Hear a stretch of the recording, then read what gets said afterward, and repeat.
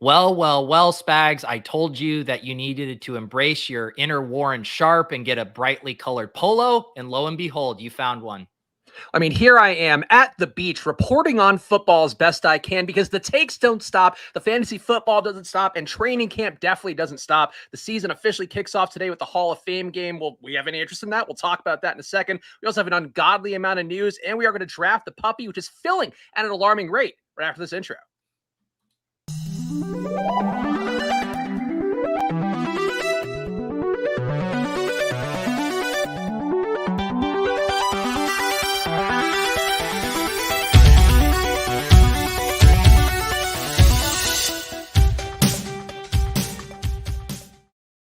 Hello, everyone, and welcome to another edition of Splash Play, the fantasy football podcast for every game under the sun. And once again, I'm Chris Spags, joined by your friend of mine, Pete Overzet. And Pete, I texted you about it. It is hard to follow up what you guys were doing yesterday on ship chasing. I didn't even watch the show, but it was hitting my social media feed. I saw Leone with neon lights running through the streets. So this is the best I can do. It's just my fine hat from the people of Ocean City, Maryland. Yeah, let's talk us through. You found a store. Were these both at the same store? Did you have to get the shirt somewhere else? Did you try one on? How much did this cost? Tell us how the sausage got made. So I think in total, I spent $90 on things from the store. It is a beachfront store that had a series of Hawaiian shirts. Also had a lot of extremely classless marijuana attire in a way that, like, I love weed too, but it's like, oh, this one isn't the Rona. This cough isn't the Rona was like one shirt that I actually posted on my Instagram stories. But yeah, his full trash bag where also the cashier, you could tell, hated her life having to work there at all. So I have 2 Hawaiian shirts, a hat, and also, Pete, I guess one more thing to complete the look fully. Are you doing a show with one of the guys from LMFAO? I don't know, Pete. Jeez. The chat is going to be LMFAOing after this, these sunglasses you put on, Spags. Did you buy, is this part of the get up? Is this the wrinkle you were promising? Alex, of course, my loving partner, who assured me that I was looking good or would look good in this attire, tried to get the most splash play friendly shirt. Also tried to get these sunglasses because, I mean, if you're going to flex, Pete, I can't do some black Ray-Bans. I can't do anything casual. The pink Nana glasses are the only move I think you can make. Yeah, no, I'm now feeling underdressed. You know, these aren't quite, these are a little, I can't do a show in sunglasses. My eyes are going to start hurting. You have to commit to this bit. I'm not doing this today. Oh, I'm going to be uncomfortable talking about all the training camp news, talking about, of course, the draft we're going to be doing on the puppy coming up in a little bit, competing for $1 million, $200K up top in that one. Pete, the show changing announcement I tweeted about earlier today that we want to make sure to start to promote now. Moving at the start of the NFL season, this show will be exclusively on the Splash Play YouTube channel. So for the rest of best ball season, we'll continue simulcasting on Pete's channel and the Splash Play channel. And then once week 1 hits, we're moving exclusively to the Splash Play channel to extend the Pete Overs at Empire, to give myself room to do more insane content, to have more mathology in the mix, Pete. Who knows? But the world is our oyster now that we're officially locked in on doing our own channel. Yeah, we're giving everyone ample amount of time to get your house in order, to subscribe to the Splash Play channel. We're at 963 subs. So this is imminent here. I would even say that by this weekend, we will crest 1,000. I'm dropping it here in the chat. If you're listening to the audio version, Spags will link to it in the show description. Get Spags, get Splash Play, get us to 1K subs, because pretty soon that's going to be the only place you can find us. Yeah, so the goal, of course, as we talk about with this show, we talk football all year long. We talk about every bet, every DFS tournament out there that you could possibly play, every best ball tournament as well. And that's going to continue on the Splash Play channel during the regular season. So make sure to go subscribe over there right now. And if you're listening, you can go to youtube.com/C/SplashPlayPod, because Lord knows they have to put that /C in there to make it slightly more difficult.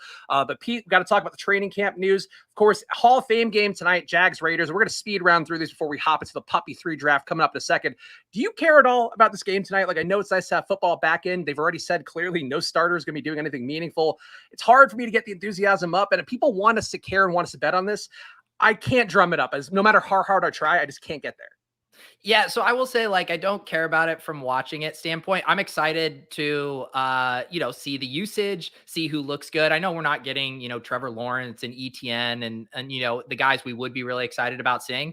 But yeah, I mean, think about it this way. Like, as someone who's sifting through all of these camp blurbs that are just like some of the most meaningless updates, at least this is actual football. At least the team is showing us a little bit more in high definition what they're trying to do, who they want to showcase. So from that regard, I'm just interested in having some slightly more actionable news and information to process things through. And from a best ball perspective, I'm excited to have things that the field massively overreacts to in one way or another. Like knowing how reactive drafters are, if our guy Laviska Shenault, has a touchdown tonight, he's gonna like jump 2 rounds at ADP. Like I guarantee that will happen. So I am looking forward to ADP shifts as well.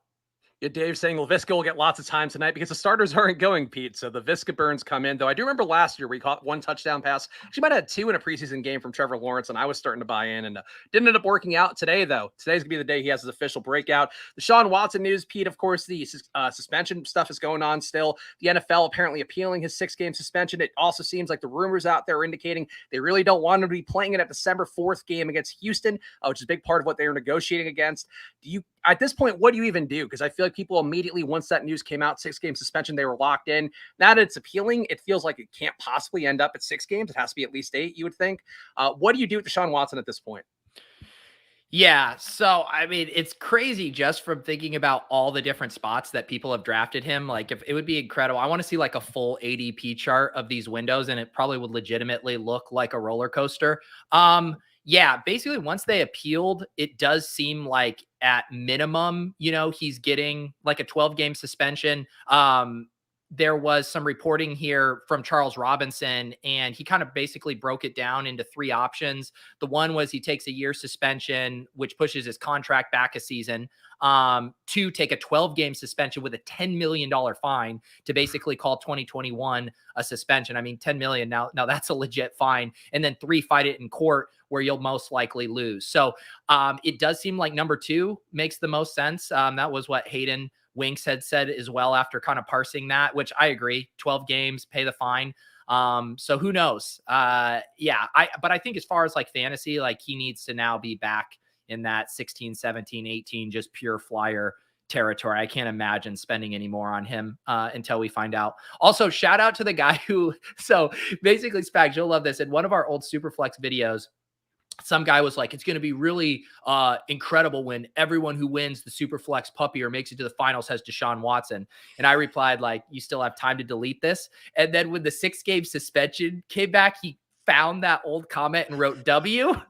And then guess who found it yesterday? Still said waiting for that updated comment from the guy claiming the W before the appeal was announced. So, just some good old fashioned bantering in the YouTube comments.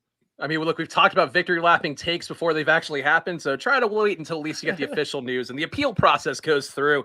Other news out there, Tim Patrick tore his ACL, likely out for the year. This came at the end of last show, but we've seen some more news. The dust has settled. Who benefits the most, Pete? Because it did seem like there's some camp injuries going on. Kendall Hinton not going. I think Tyree Cleveland's the other one not going. So 2021 6th-rounder Seth Williams from Auburn was rotating with the first team in Denver. I feel like, to me, though, this is still a bump up for Sutton, a bump up for KJ Hamler in particular, a bump up for Jerry Jeudy. I think those guys gain pretty noticeably. And Hamler's been going 50 spots ahead of ADP in some drafts. We've talked all offseason long about how he's undervalued in this Russ offense.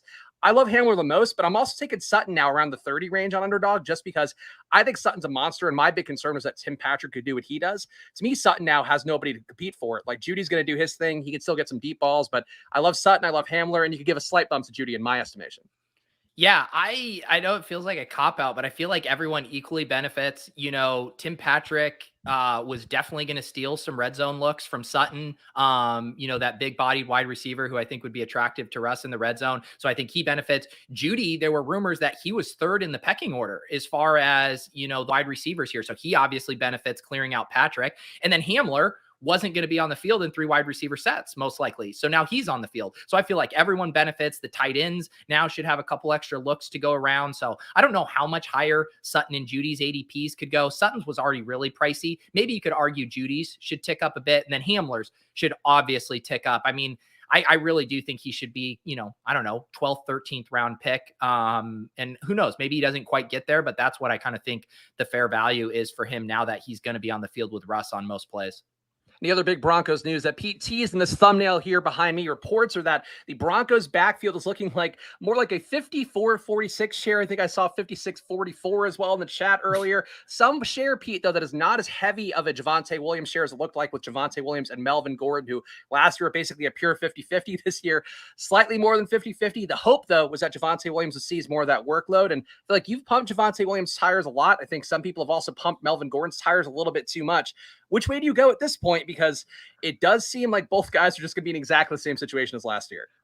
Yeah, and you're referencing there was kind of this little spat online between a couple of Broncos insiders, one a beat reporter just kind of anecdotally firing from the hip, saying it had been a 70-30 split. Benjamin Albright, though, has been keeping the receipts. He has his reps chart. He says it's 54-46. So that does skew a little closer to what I would have guessed just by saying that it, most of the early reports too is like, this is a committee, they're both sharing reps. So hilarious to watch these guys argue about, 16 percentage points worth of snaps. But nothing has really changed for me. The whole thing, the whole thesis behind the Javonte at the 2-3 turn is just knowing his massive contingent value. And I think he has multiple ways to get there, right? Like he could just be so good this year. And when you look at his broken tackle percentage and his breakaway rate, like we know he has it in them. So he might just be so good that the team just has to give him more carries because they would be dumb not to, or he has the contingent value. Or another thing that I brought up last night, like what if the Broncos identity is just more run focused? They lose Tim Patrick. They've seen Russ Wilson run these kind of offenses before with a lot of running to set up the play action. Maybe they just lean on Javonte and Melvin Gordon and both these guys can, hit. So I don't know. I think there's still lots of outs for this running game. Yeah, Nathaniel Hackett coming from Green Bay could probably bring some of that same philosophy we saw last year where Aaron Jones was the lead back, got the most work, was the most valuable as we're seeing him get drafted highly this year. But A.J. Dillon was still in the mix and still hovered as a guy who could be a bell cow right behind him. That's what I'm thinking Javonte Williams and Melvin Gordon are. We're going to hop in the puppy in a second, Pete, but I want to keep getting some of these quick news items out. Deontay Johnson, the last Holden wide receiver, is looking for a deal. He signed his deal, 2-year, $36 million extension with Pittsburgh. That makes him, along with Hines Ward and Antonio Brown, the only guys who've gotten multi-year contracts after their first one from Pittsburgh. Feels like a good spot for Deontay Johnson drafters. I feel like he's been coming down a lot just because of holding out or holding in by appearing in camp but not actually practicing. But Deontay Johnson, are you gaining confidence with him? Were you taking the value with him? Because I feel like I kind of tuned him out because I think Pickens and Claypool can take enough away from him that I don't think he's properly valued. But him getting paid, I feel like at least you have to have confidence he's going to be deeply in the mix. Yeah, he's one of those guys where, structurally, I'm often taking a wide receiver in that range. He's not like my favorite guy there. I would, before DJ Moore got more expensive, I was taking him all the time. But yeah, I took Deontay Johnson on my Pros vs. Joe's team the other night. Influencer 101, by the way. GG, everyone. You just can't help yourself, can you? Yes, get it out. Get it all. Everyone get it out of your system. Get it out. So yeah, I mean, some of the stuff with the contract stuff, similar with Debo, like, I mean, yes, it's news, but I don't really think it actually changes anything for fantasy. Mitch Schubiski also seeming like a lock to start for Pittsburgh, despite the fact he's been downright bad in camp for days to do their goal line drill. A lot apparently was 0 for 16 in 2 straight days for Trubisky, but it seems like he's locked into the job. And Pete, I know we took a little Pickett early on in draft season. Are you drafting any of the Trubisky, Pickett, Mason Rudolph conundrum as we are on the 101? And tell me who we want to pick here. Are we Jonathan Taylor boys? No, this is going to be, I'm not getting buried by an avalanche. Let's take a wide receiver. Okay. I mean, I think we snuck into this room pretty fast where we're not going to get a classic splash play, ship chasing, all the Pete stream rooms that we do now. But I think taking a nice little taste of Justin Jefferson, I don't mind that one bit. Yeah, no, I knew you would be on board with that there. What did you say right before that? So talk about Mitch Schubiski. Yeah. Yeah. So here's the one thing, I like refuse to take Trubisky or Rudolph. I still will grab Pickett. The one similar situation on that I'm starting to want to sprinkle in is like a little bit Mariota. I've been drafting a ton of Ritter, and I am kind of coming around on the idea that maybe Mariota could hold on to that job, where I really do think, Pickett is for sure going to be playing by the end of the season. So yeah, I'm not messing around with Trubisky, even if you tell me Trubisky starts 10 games. I mean, like, what is that doing for you down the stretch? By the time it really matters in week 17, as Pete has talked about a lot on every show that he does, as well as the Deposit Kingdom channel. If you're targeting week 17, it does seem more like a Pickett situation than a Trubisky one, but don't be surprised when Trubisky's named a starter, because everything they're saying, including an actual quote from their QB's coach today in The Athletic, is basically that they're setting up Trubisky to get every chance that he can get, and they'll see where it goes from there. Other reports I want to keep touching on, and I have a lot of them here. Aaron Rodgers saying Romeo Doubs is making plays that, quote unquote, only guys in the top 10 Packers receivers have ever made, along with the expected rookie mistakes as well. But there's been some things pointed out, Pete, about Romeo Doubs. Romeo Doubs flying off, I think, the shelves on a lot of these drafts now.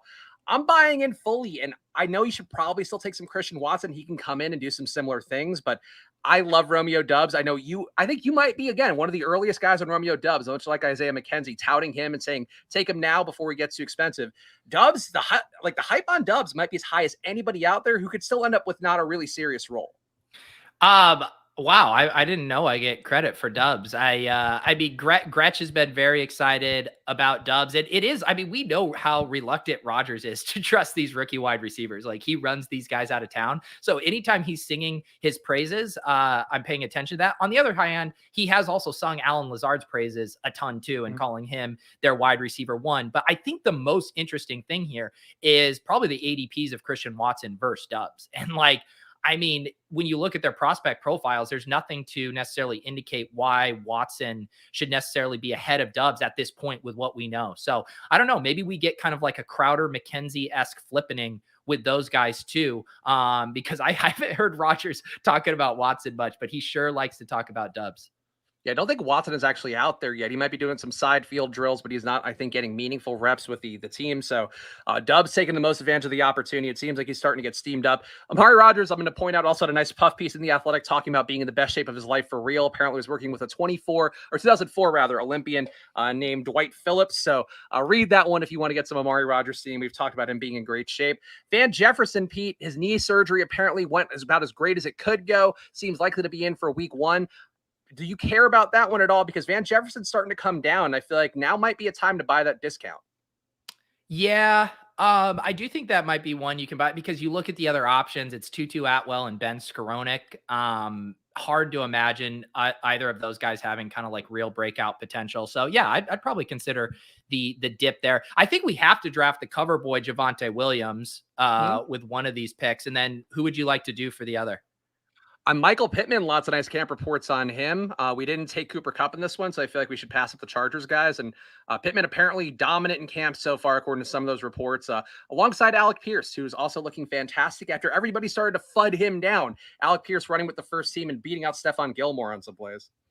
Yeah, Pittman is definitely a guy I'm light on, so I don't mind taking a share of him. You know, specific. It's like I can never pull the trigger on Pittman if T. Higgins or AJ Brown are on the board. Just forget about it. But once those guys are off the board, and I do agree with you, a lot of times the Cooper Kupp teams are grabbing the Chargers, so we kind of made our stand against Kupp there with the Jefferson pick in this specific draft. So yeah, I think all of that logic checks out. I think you could have made an argument for us to double tap running back. I think I've done some like Cooper, Jefferson, or Chase with Javonte and Chubb builds. I've done a couple of those, but in this room, I think getting the wide receiver was prudent.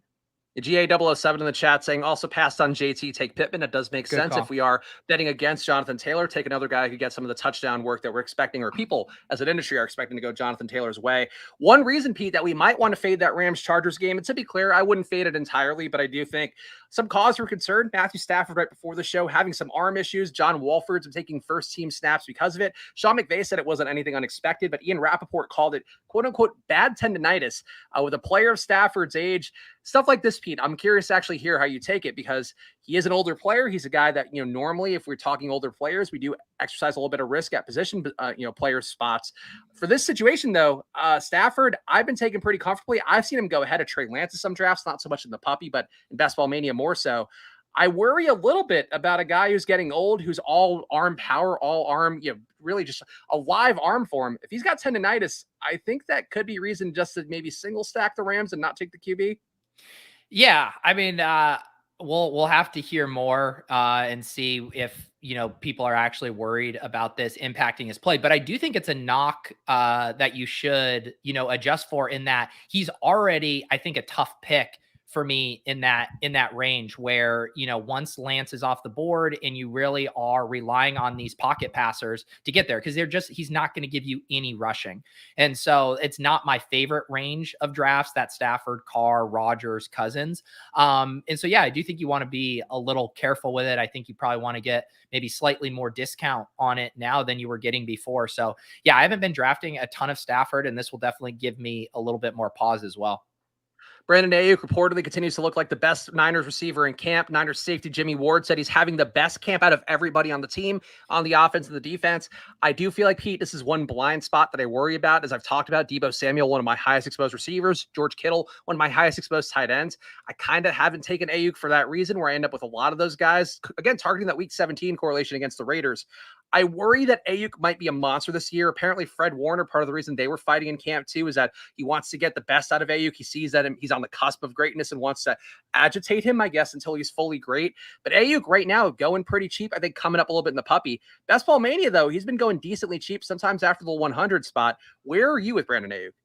Yeah, I was just pulling up my exposures. These exposures in red are my BBM3 exposures for them. So I'm like you, Spags, really overweight. Deebo Samuel, overweight, almost double the field. George Kittle, almost double the field. Lance, and then slightly overweight on Ayuk. So like I'm in on this offense a ton. And with you, I think I would like to bring up my Ayuk a little bit here as we head down the stretch. Yeah, as Pete's talked a lot with Brick on Lulz, I've extrapolated as well from that show. You guys should be listening to every Lulz episode, because I think hearing Brick and Pete talk about it's pretty interesting. But 8%, 8.5% is going to be the threshold for where everybody else is going to be relative to owning players in best ball. So trying to get more Ayuk there. If you want to double the field, try to get to 16% would be a decent move for everybody out there. Kenny Gallaudet, Pete, looking less washed up. Reportedly has picked things up in camp after really bad early reports. They've also seen some issues flying with balls flying over the heads of their shorter receivers. Wan'Dale Robinson, 5'8". Kenny Gallaudet does fill a role. Are you buying Gallaudet at all? Because it kind of seemed like early on, I think Hayden might have been talking about it. Hayden Winks over at Underdog talking about how Gallaudet could maybe lose a job entirely. Feels like they need a big-bodied guy, but I don't know if I should be buying Gallaudet or just letting him kind of slip by. Yeah, I like Gallaudet. I'm in on this whole Giants. I like Tony. I like Gallaudet. I like Wandale. I like Daniel Jones as a late upside quarterback. So I would say of all those guys, it's a lot funner to select Tony and Wandale, because there's just so much like black box potential that we kind of don't fully know what they are yet and what they could become. But yeah, I do think if the narrative is that this offense is going to look so different this year with Dayball, and then I think Gallaudet, should be part of that. Like, we can't just be like, everyone else is going to do great, but Gallaudet is going to continue to be a disappointment. So yeah, I think Galladay's fairly priced. I think he's a nice target where he's going in like the 12th round of drafts right now. Yeah, Kadarius Toney coming up a lot in some of these drafts, and he's getting backfield work looking good. Wan'Dale/Wan'Dale Robinson also getting some backfield carries. We're on the clock here, Pete. So what do we do? I feel like Gabe Davis, I'm never going to have an issue with, but the two elite tight ends, we should take one of them too, I think. Yeah, I think we definitely take Gabe here at 48. Feels like a little bit of a treat considering his ADP at 43.5. And yeah, I don't think we have to force the quarterbacks. I mean, Waller at 49 seems very nice to me. I always support taking Waller. I honestly, I think we took him too early. I'm actually on the thumbnail. I noticed in this particular draft we have Waller at the 28 spot getting drafted. I was here. Yeah, go over. Yeah. Right here. We got Waller here, 28. That's why I have the big screen up, just to point at drafts that Pete puts on thumbnails. But like, Waller has fallen a lot. I don't think he should fall as much as he has. Like, he goes after the 50 spot sometimes now. I still like Waller, and I think that offense, we'll see tonight, but we won't really see tonight with the Raiders, but I love them so much. And I think Waller, one of the more undervalued pieces that I've seen drop a lot this offseason. Yeah, I don't know why. I honestly don't. Renfro's come up enough. Maybe that's why.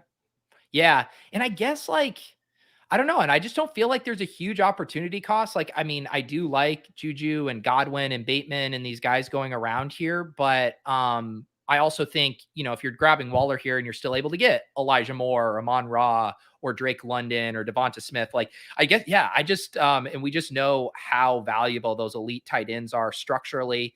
We were talking about it a little bit on Ship Chasing last night too.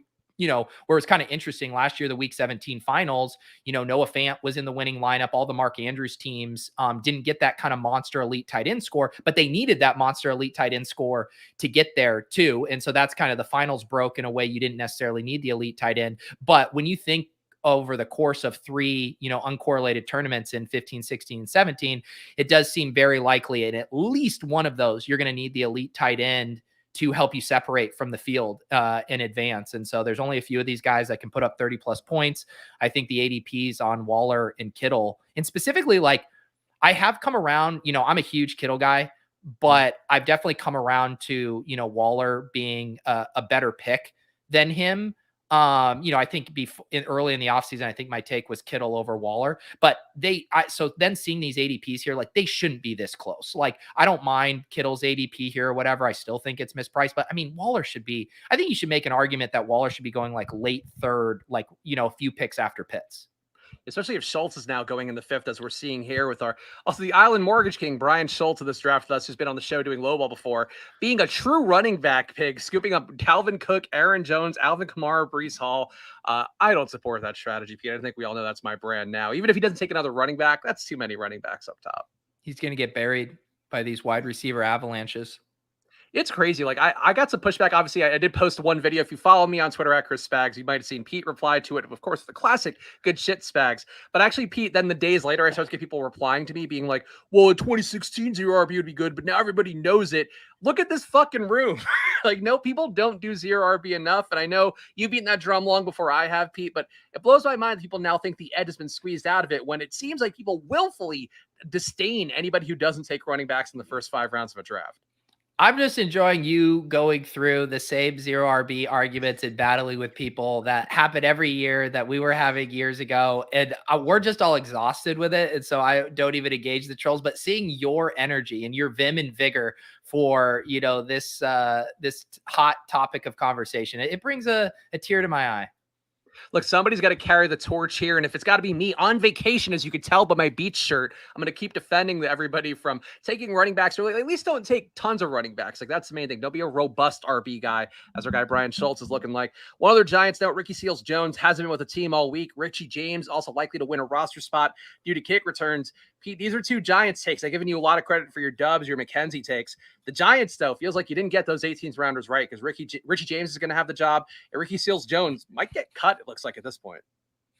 What are you saying? I didn't get it right. Do we need to look at my Seals-Jones exposure here? Well, you're a Darius Slayton guy, and you did take some Seals-Jones, or I guess you stopped. 1%. I mean, we could check the chain now. You can't just say, fucking bullshit. We have to actually, 3%, 3%. And then who did I start taking? Who was the guy who's James, Richie James. Yeah. Oh yeah. Richie. What did I end up? I think I ended up starting grabbing a little of them. See, I started to correct there. Correct. See, so just don't try to shame me when I can go to the chain. Well, I give you too much credit. I got to balance it out with a little bit of acid on the other side. And I feel like you wanted Slayton to be a thing for years. Now he's going to have to be a thing on another team. It's looking like. I'm loving how this pocket of the draft is shaking out for us here. I feel like we have some good options here. I kind of wish we had a Niners player. Trey Lance, his ADP is up so much on the puppy compared to where he's been in Best Ball Mania, on DraftKings, and every other tournament. And I think it's worth it. But boy, it's getting hard to take Trey Lance going sometimes in the 60s. Yeah, I kind of, because this is such a juicy territory for these wide receivers, I think I'd prefer to just double tap wide receivers here. So Drake London's got to be one of them, right? I want 2 of Devonta Smith, DeAndre Hopkins, and Drake London. So if you want Drake London, I'll do him first, and then 1 of Hopkins or Smith. I would personally go Hopkins for that week 17 correlation of Arizona, Atlanta, and Devonta Smith. His groin is flaring up, Pete, according to training camp reports today. Didn't practice today. Or I think yesterday might've been, but Devonta Smith's groin, something to watch out for. Yes. No, I mean, that's kind of that's actually something, those are just words I live by in general, is watching out for Ricky James's groin. for everybody's groin, just in Yeah, general. exactly. Yeah. Alec Pierce reports talked about that. One I thought was interesting, Naheem Hines also having a lot of plays installed directly for him with Jonathan Taylor on the field and off of it. Colts beat writer Zach Kiefer says he doesn't see any way the Colts don't use Naheem Hines substantially more in run and pass situations. Pete, you and I both, I think, have been drafting a lot of Naheem Hines. He's one of my highest exposed running backs, part of that zero RB build where I'm not taking as much Jonathan Taylor. I take more Naheem Hines as a hedge against it. The fact that both these guys could potentially get there, I like it a lot. We know Matt Ryan likes to check down to guys. I feel like Hines is one of those uncovered treasures that still sometimes goes at like the 170 spot in drafts. And I don't think he ever should. Yeah, I mean, I feel like both things can be true. One, I think Hines is just a good pick in general, and then I think we can also be a little skeptical of like they're going to use both these guys in the backfield at the same time and line Naheem Hines up as a wide receiver. Like that is one of the most cliche talking points you hear throughout the offseason. Then push comes to shove, and it's like one play package that they have with both those guys on the field. But yeah, Hines is, I still think, one of the best zero RB targets. And there just aren't a lot of guys in that mold anymore that have kind of the pass catching floor with some exciting contingent value as well. I think Kenneth Gainwell is the other guy. Michael Carter, I think you could toss in that cohort. Like those three guys can really patch up a full blown zero RB build and still give you some juice for some spiked weeks. Lunchables Connoisseur has 64% Hines. That's probably too much Hines, but I think he's worth having. I have triple the field on Hines. I feel pretty good about that. Cowboys beat reporter suggesting another contingent back. Tony Pollard could still be split out wide or run out of the slot more due to James Washington's foot injury. That's going to keep him out a little bit. Are you buying or selling Pollard right now? Because I feel like he's been mostly a contingent value guy who's going to get some touches, but it's getting to the point now where they just need somebody who could be explosive in the field. And it's been multiple guys, multiple Cowboys beat writers talking about this, where like there aren't a lot of explosive players right now besides CeeDee Lamb and Pollard. They want to see him get the ball. Obviously, as a fantasy community, I know you especially, some of the ship chasing shows, been beating the drum of Tony Pollard for years now. I feel like Tony Pollard, things are probably as aligned for him as ever, with Zeke possibly out of the team next year. Tony Pollard also an upcoming free agent, so that's a risk point as well. I think this is a spot where if Pollard doesn't do it now, he's probably never going to do it as a Cowboy. Yeah. I mean, I don't feel like much has changed for Pollard. We talked about him a little bit last night too, where like the contingent value is still just absolutely insane. If Zeke tears his ACL, I mean, he's like a 1-2 turn pick, tomorrow. So that doesn't change. I think the thing that's a little pricey is that there's other backs like that, like Alexander Madison, would also probably be a 1-2 turn pick if Dalvin Cook were injured, and you can get him much later. So you're paying for kind of this thought of a bigger standalone role this year, which I think is certainly possible. But then you hear the rhetoric from Mike McCarthy, from Jerry Jones, and it's just like, Zeke's our guy. We're going to give him a fucking 600 carries. Like, it is what it is. Bedrock of our team. Feed the damn ball. Tony Pollard, he's cute. He's a cute little scat back out there, but you get that guy more than 6 touches, he probably breaks down. But Zeke, you give him fucking 900 touches. He's built Ford tough. He's going to be fine. So your Jerry Jones impression needs to be a regular character, I think. Okay. There you go.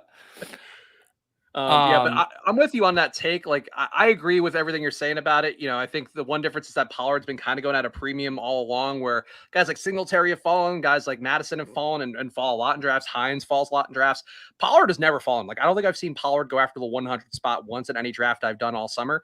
So I think people are kind of paying a premium for him, but I feel like at this point where you just need guys who can create space, who can do some things with the ball.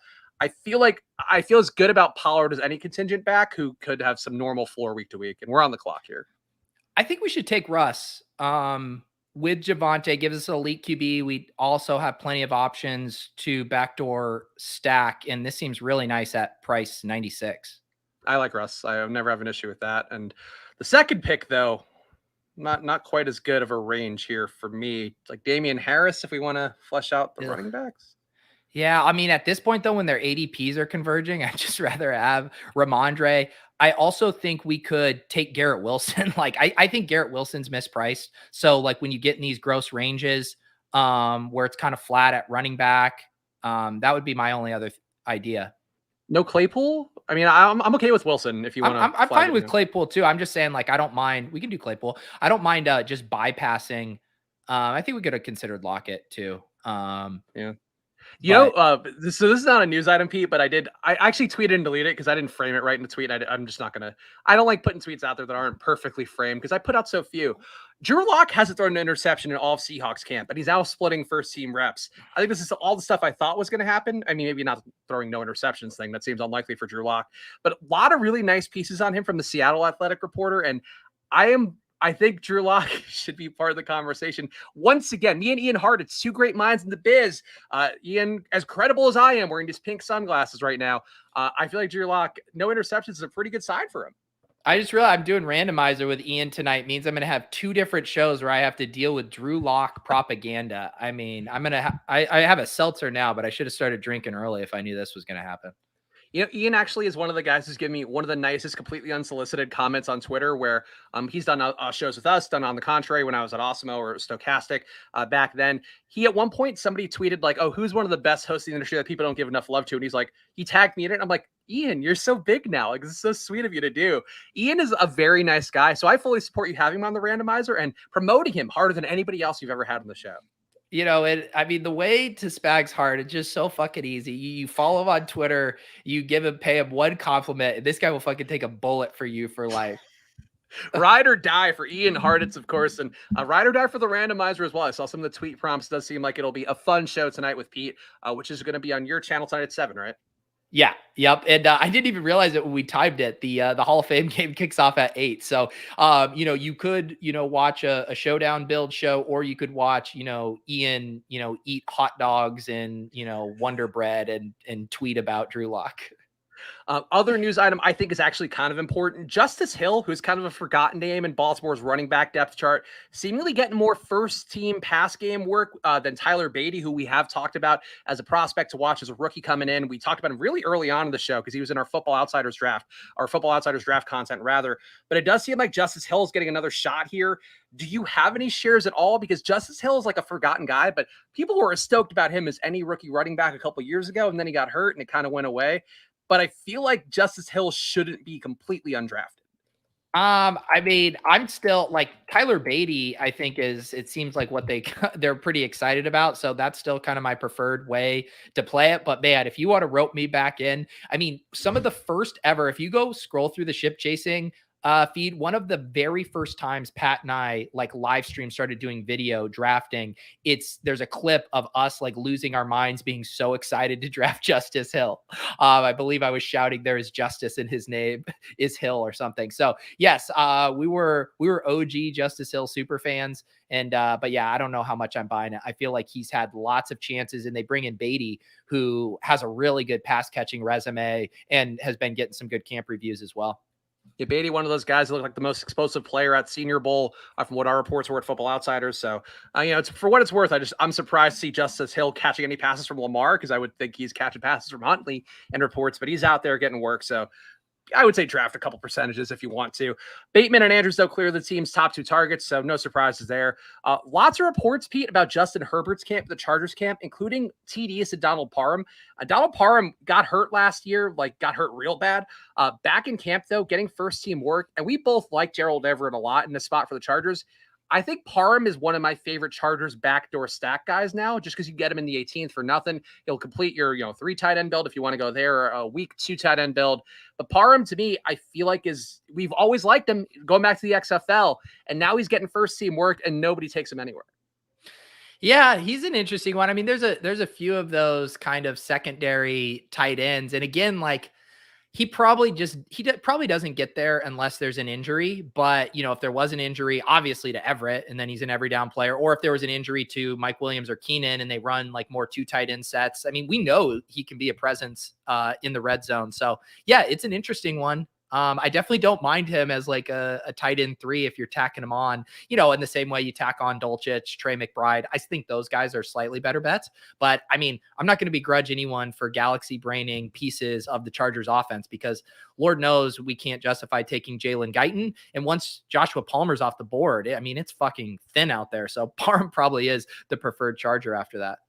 So I do have some galaxy brain here for the Chargers, but let's do our pick coming up. And we do need one more QB. We probably need some more running backs at this point. Where do you want to go? I think we stack up Yes. Justin Jefferson with Cousins. It's a fair price. we could, and then I think we can start to look to running backs here. I think we grab our guy Rashad White. Love Rashad White. Ever since he yelled at a fantasy analyst on Twitter, he has been a guy that I want to see do well this year. And Rashad White, probably one of the best contingent values out there in terms of breaking out relative to ADP. So uh, I like, honestly, fun team we're building so far. I didn't expect that. I think it's because you started the draft sneakily without letting everybody get into the room. No, I didn't start. I telegraphed this one. I did the share screen. They You did. all that's only a Monday stream now move. Everyone has to stay on their toes. No, this has been a fun draft. I mean, I would say our Michael Pittman pick felt a little gross there. And then I would say our Chase Claypool pick just in the ADP range felt a little gross, but all the other picks have felt pretty good. So you would have felt better if we took Garrett Wilson over Claypool there? I mean, I think I prefer Wilson to Claypool, but I think they're both in a similar tier. I think I'm just slightly more excited about Wilson. Okay, fair enough. So the sneaky Chargers pick that I think you could take in the 18th round if you just get scooped on all your Chargers players. Obviously, we have seen Josh Palmer surge up. People take Jalen Guyton. Apparently, DeAndre Carter has been murdering the second team of the Chargers, making lots of plays. Seems to be ahead of Jalen Guyton as the dart throw late round Chargers receiver, according to some of the camp reports there. Would you even consider taking a guy like that where there is pretty good contingent value at receiver, but you do need some, basically, again, I use the Simpsons softball analogy where you need Ken Griffey Jr. to fall into a hole and whatever the case may be. But it feels like a guy could get there, and it's not like Herbert's not going to throw. Well, you missed me throwing Jalen Guyton under the bus when I was talking about Parham. I just can't get on board with Guyton. Sure, can he get loose for like one touchdown? But he's basically drawing dead to ever command any kind of reliable target share, just with what type of player he is. Even if there were an injury, I do think they'd bring him on the field as a field stretcher. But he's one of those cardio guys that runs a ton of those empty calorie routes. So yeah, I have a very hard time getting excited about Guyton. I would much rather, there's just so many guys where, and this was one of the big like correlation arguments too, of like, I would rather have a single stacked Herbert and then find a wide receiver down there that I like let's say a Tyquan Thornton, a guy who I think could actually command a bit more of a target share than do the Guyton thing. Fair enough. Yeah. So I'm just going to plant a very, very tiny flag, a little miniature umbrella drink kind of flag for DeAndre Carter, just in case everybody else goes down. And worth pointing out, people saying lobby in the chat saying I like the Palmer pick. Palmer running with the first team a lot. So we knew he'd be the contingent value for Mike Williams or Keenan Allen, but he's getting in a mix of 3 wide receiver sets as well. Carson Wentz, Pete, has an emphasis on quick and underneath passes because his inaccuracy has been showing the longer he scans for receivers. I feel like no surprises there. Feels like a bump for Dotson. Feels like a bump for McKissick. I think Carson Wentz. I think it's also a bump for Sam Howell, despite whatever shrimp dick rumors might be floating around out there after Monday's show. Carson Wentz, man, he might not be long for the world if that's the report coming out right now. Yeah, I don't know. I mean, Carson Wentz is who he is. Like, don't we know what Carson Wentz is at this point? Like, no new information is really going to change that for us. So yes, him having looking spotty in training camp doesn't feel that surprising to me. And the last news item I have on my sheet after, again, obsessively reading everything I possibly could today. Again, on vacation, but the grind doesn't stop despite my very fun and very flirty Hawaiian shirt and hat. Baker Mayfield and Sam Darnold continue to alternate first-team reps, though Mayfield has shown a deep ball connection with former splash play mascot Robbie, spelled with an I.E. Anderson. Darnold, though, has looked sharp according to the Athletics' Joseph Person, but he finds it unlikely they're going to start him in Week 1 versus Cleveland. If you had to set odds on it, Pete, who starts in Week 1, Baker versus Sam Darnold? And I guess what would be the relative odds? Like, how much juice are you giving to Sam Darnold or Mayfield? I think Baker's like minus 250 to start Week 1. Oh, so you're a heavy favorite then? Yeah. What do you think? I feel like it's still like minus 175, like plus 150-ish would be my thought. Because Darnold's apparently looked good and brought his A game, and Baker might still have some play calling things, but I just think Darnold's kind of been ruined, and it makes me sad as a USC alum. But like Baker, I'd rather take the mystery box if I were Matt Rule. Like, I'd rather see what Baker can do and hope that he can keep doing 55-yard bombs to Robbie Anderson. Yeah, I just think everything. I mean, they've told us so much how they feel about Sam Darnold drafting and drafting a rookie quarterback and getting Baker Mayfield. So I think they have zero intention. I'm sure they want to pay lip service to Darnold and make him think he has a shot, but I really can't imagine that that's going to play out for him. Or we're coming up at a pick here. Week 17 starter, though. Mayfield versus Darnold versus Matt Corral. Who's the most likely starter there for Carolina? I would still put Mayfield, then Corral, then Darnold. Okay, interesting. Um, Yeah, depends how good they are. this is an interesting spot here. We're obviously done at quarterback with Russ and Kirk. I do think we should probably just get Alberto to make sure we do lock up a pass catcher with Russ.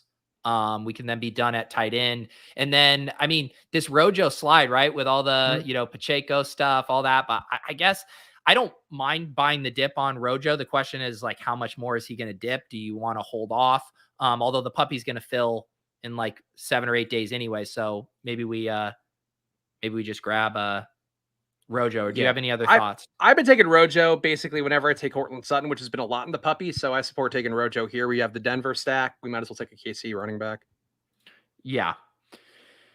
Yeah, I will say though, it does seem like there's starting to be a decent amount of smoke around Pacheco. He seems to be making plays, running with the ones a lot. Definitely going to be in the mix there.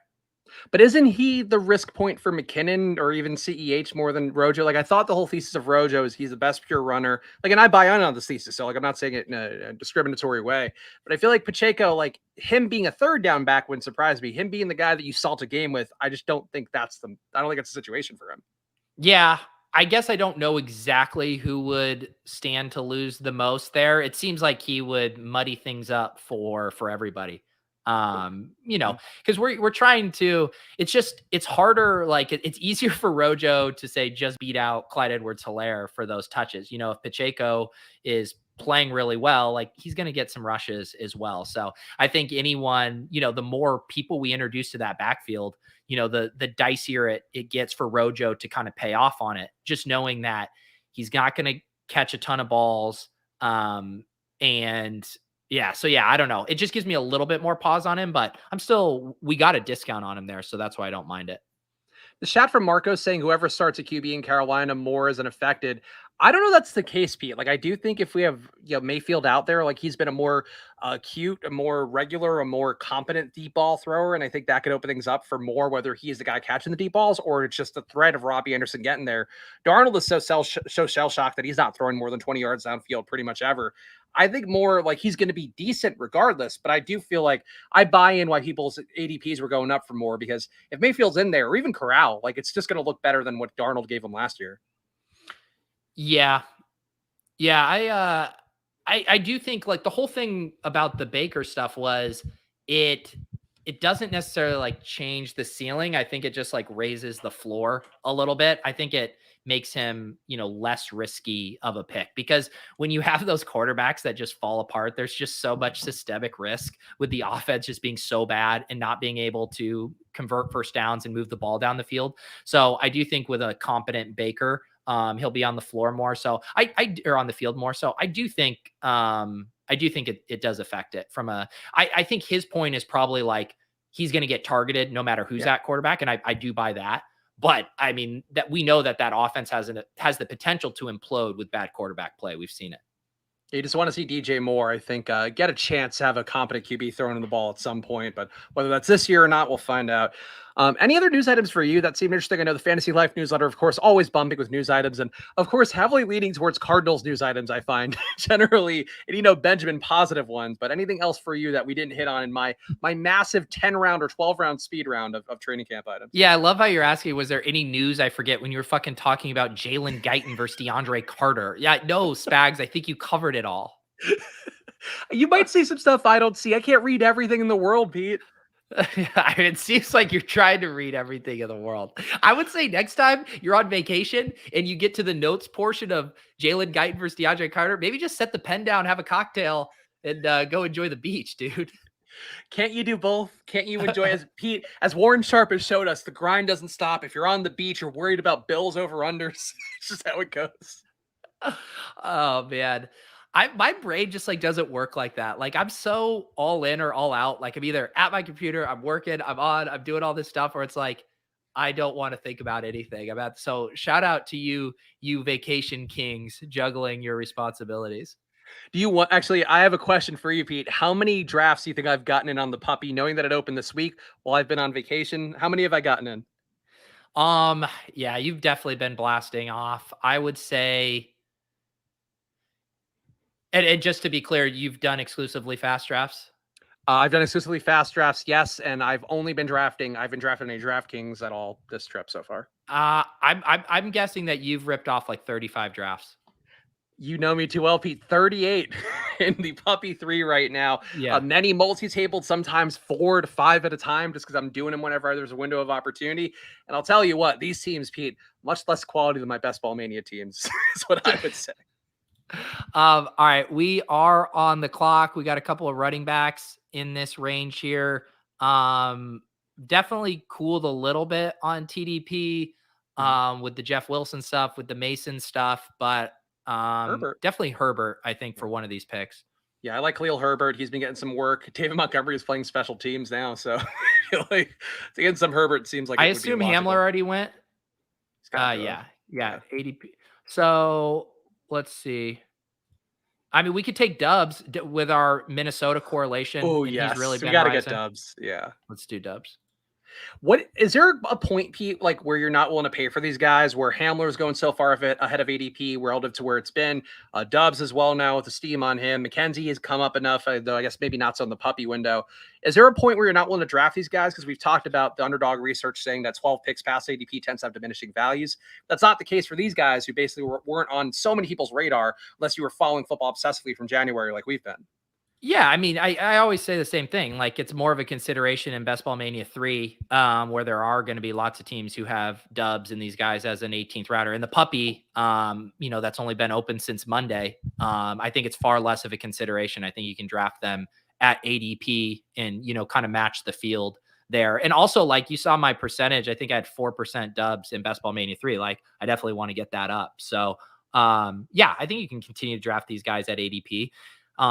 It's also figuring out like who are the guys that are going to continually like slowly build versus like who are the guys that just get like one piece of news and then like they might settle back down.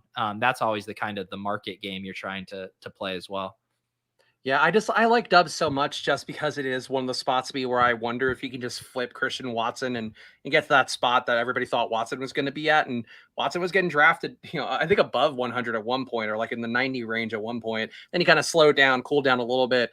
Like at this point, though, I wonder too if you just take Watson and the discount instead of jumping and trying to reach for Dubs. But like there's never been, I'm going to say not never, but like I have not seen this camp or this season rather as much buzz for a guy who like was on nobody's radar as Romeo Dubs. And I don't know if that's like a good sign, a bad sign, or somewhere in between as somebody that's drafting all year long for the first time. But I just love Dubs and everything that comes out about him. I'm like, God, I just want more Romeo Dubs. Well, we do this too, like every year when there are these situations where there's so much ambiguity. Like last year, the example we always used was the Saints, right? And like after Michael Thomas was out, we're like everyone's like, who's going to be the wide receiver one? Like we want to get these points. If we guess who's the wide receiver one, we're going to print, and that's how you end up with Marquez Callaway in the 9th round. Well, it doesn't always work out that way when someone isn't good. And I think a similar situation is playing out here with the Packers, where it's like, yeah, if we can hit on Rodgers' new wide receiver one, that's going to be a printing press right now. And though I think I think Dubs is a much more exciting prospect than Callaway. I think Rodgers is a much more exciting prospect or quarterback than, whoever was they were trotting out at the time, Taysom Hill and Jameis. So, yeah, I think it's a slightly different situation. I think you do want to be cost sensitive. But based on everything we're hearing and what kind of, we have Wandale going at 166, like Dubs at 169 does not seem crazy to me at all. All right, guys, make sure you're watching. If you're watching live, hit the like button. Whether you're watching after the fact or live, hit that like button. Of course, subscribe to Pete's channel. He's got the randomizer coming up with PFF's Ian Hartitz in a few hours. Tomorrow on the Splash Play channel, we're also going to have Mathology, the resident horn dog of Splash Play, who's Pete been sending me Google Docs with Instagram links to girlfriends. Oh, no. He's you guys got a Google Doc?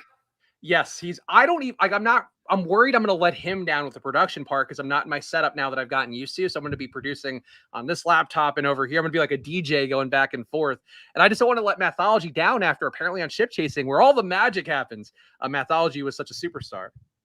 I have a feeling you guys are going to hit your stride. I would say that, you might be willing to explore and indulge Mathology's horniness in a way that I even wasn't willing to do.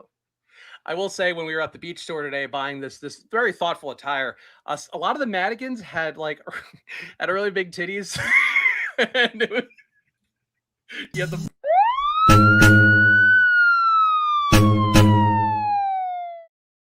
some of them more than others. But Alex was like, "Oh, like it's weird they have nipples," and I'm like, "No, you want them to have nipples because that way, if you were buying a bikini, you would know if it were going to protrude accordingly." But some of them too were just like very busty in a way that was uncomfortable yet deeply arousing. What brought me to the point in my life where I was doing a draft stream where the phrase "a lot of the mannequins had really big titties" on them. I think that just means you've really grown in your career, Pete. Uh, Grown like a mannequin's titties right before my eyes. Jesus Christ. I think so. We have 3 more picks here. God damn it. We have 3 more picks here. I think we're probably 1 more running back and 2 more wide receivers, unless we want to do something funky. I'm happy to continue drafting Will Fuller. I mean, I have no thoughts about Will Fuller, but I'm not going to be opposed. So if that's where you want to go, Imagine it's your puppies. everyone has been doing our manifestation exercises to will him to the Cowboys. So let's go ahead and do that. The beat writers, though, were saying actively the Cowboys don't want to add anybody because that was one of the things I thought that made me go on Tony Pollard a little bit more. Well, the We do need beats a are just running back, wrong. though. Yeah, I think we can get off the board here. Who do you want for a running back? I've been taking more Kenyon Drake lately because I took so much Zamir White, and Kenyon Drake could be the James White in this Vegas offense. We won't find out tonight, but that is one of the bets that I've been starting to make a little bit. Chris Evans, I never mind either. Okay, yeah, I'm not like Kenyon Drake isn't the type of guy I necessarily love in like the anchor RB builds. I feel like I'd probably want him more in a 0 RB build where I'm trying to maybe bank some of that pass catching role, but we can survive it. All right. What else do we have stacked like week 17 correlation wise for running backs? So we have Denver, we have Russ, Javonte, and Alberto with Ronald Jones, and then we have the skinny stack with Kirk to Jefferson, and then the Dubs bring back. We have Arizona, Atlanta. We should have done Evans with our little Gabe Davis there.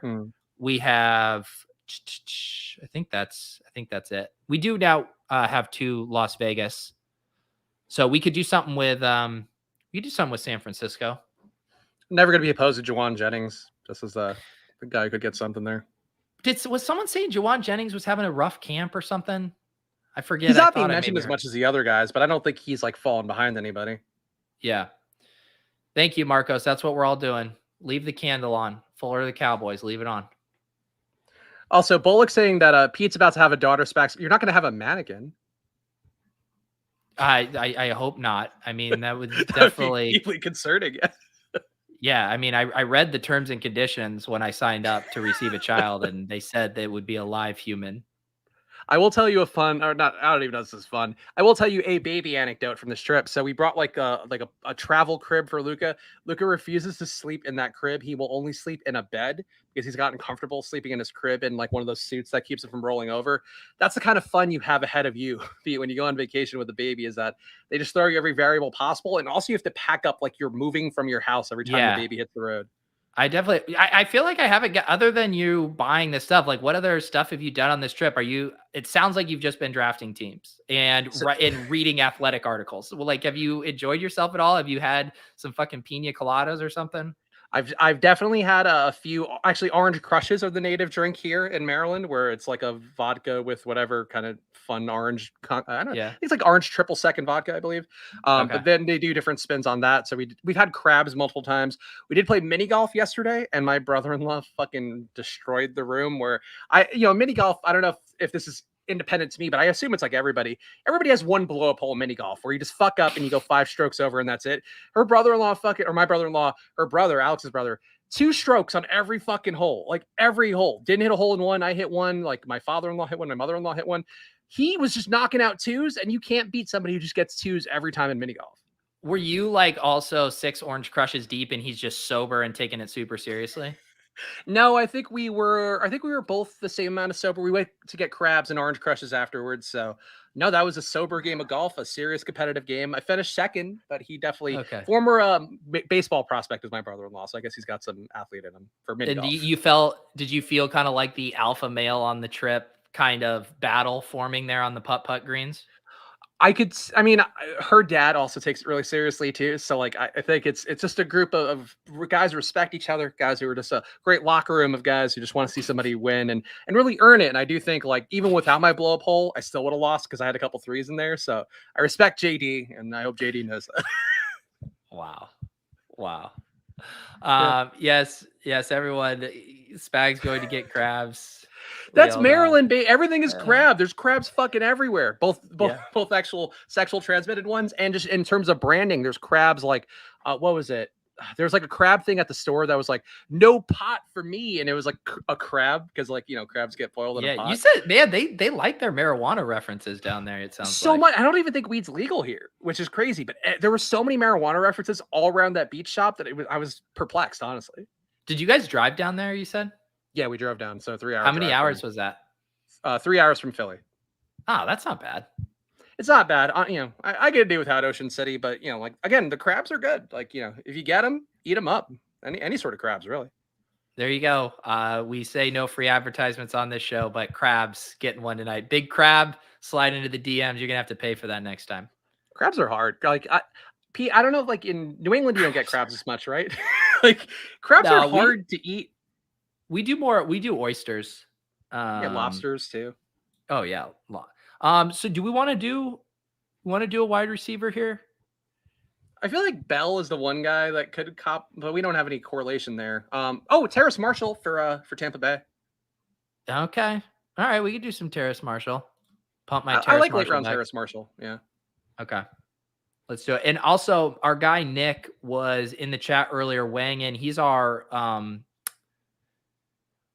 Carolina Panther insider, and he said Baker took a firm lead in camp this week and hasn't done anything to lose it. Based on how intent they were on trying to find a new QB, I think Baker's at least minus 250. So a little boots on the ground Baker love there from Nick. That was me being surprised at that news item. Was me tipping the pink sunglasses. Spags was like, there was a news item I missed when I was poring over 1,900 athletic articles this morning. Pete, any edge I could get, I'm willing to take. I'm sussing out the news left and right. There we go, Lunchables Connoisseur. One of my guys. I appreciate it. Pete, coming up on the randomizer in a few hours with Ian Hart. So give him the big plug, of course, for what you're doing tonight. Yeah, well, Brian said, can we crab sauce on these squads? Yeah, you fucking started your draft with 4 running backs. You were dead on arrival. There's your sauce, Brian. No friend of mine, Brian. Yeah, it's like you were like recovering with Jacoby Myers and Mecole Hardman. I'm sure that'll get it done for you. There's some sauce. So what is on the table for the randomizer tonight? How are the prompts? Because I feel like Ian's a big enough deal now where you're probably getting a lot of prompts from different corners than you're normally getting. Yeah, I actually am going to go through the prompts here in a little bit. I will say I had to steer people in a different direction because 90% of the early prompts were tweet related prompts. And it's like, one, I'm not going to ask these guys to fucking tweet for every round some bullshit to however many fucking followers Ian has. And two, it's not like the best TV. Like having 1 or 2 of the tweet prompts is fun. But I think once I steered people away from the tweets, I think we're in good shape now. But yeah, some pretty fun prompts. I believe he's been in every year guest. So I think it'll be good. And he's always a fun time.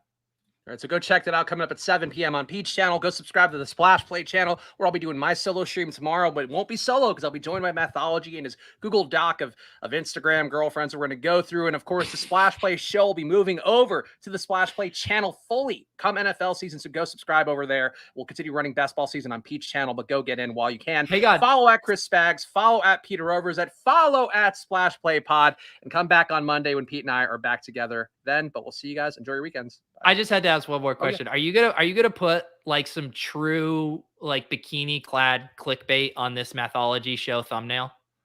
I don't think so, because that's not our brand. Like I actually had a call. It's not our brand. We're gonna have 2 of the biggest horn dogs in the industry, and you're trying to say it's not your brand? Well, we bury it in the middle of the show. Like I actually had a call with our guys at Football Outsiders today because we're moving some stuff around social media wise. And I was like, yeah, like, we're not going to put like cleavage in thumbnails at Football Outsiders. So can't do that for Splash Play either. We're a gambling and betting show. We're not a titty show.